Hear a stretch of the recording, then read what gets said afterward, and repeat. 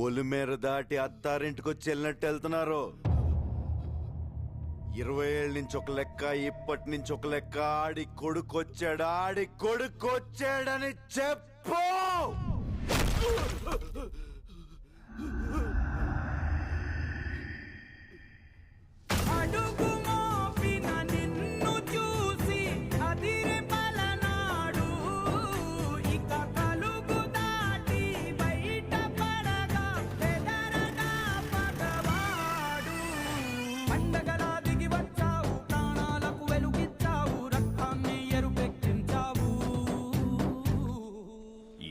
ఏళ్ల నుంచి మీ నాన్న మీదున్న గౌరవంతో తల దించుకొని బతుకుతున్నాం.